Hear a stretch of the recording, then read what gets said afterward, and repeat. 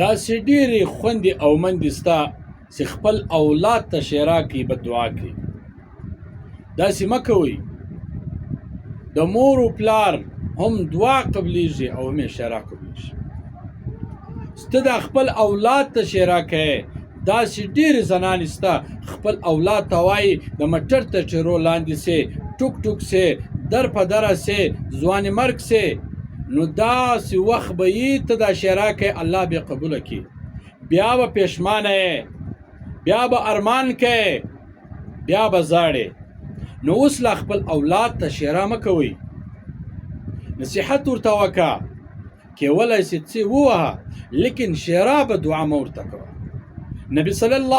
نبی علیه الصلاة والسلام فرمایي وایي تاسې خپل مال ته ښېرا مه کوئ، خپل بچو ته ښېرا مه کوئ، خپل خادم و نوکر ته ښېرا مه کوئ. ولې داسې وخت به یي هغه به د قبلېدو وخت وي، بیا به ارمان کوي، افسوس به کوي. نو ای زما خوندو او مندو، باید تاسې خپل اولاد ته ښېرا ونه کوئ.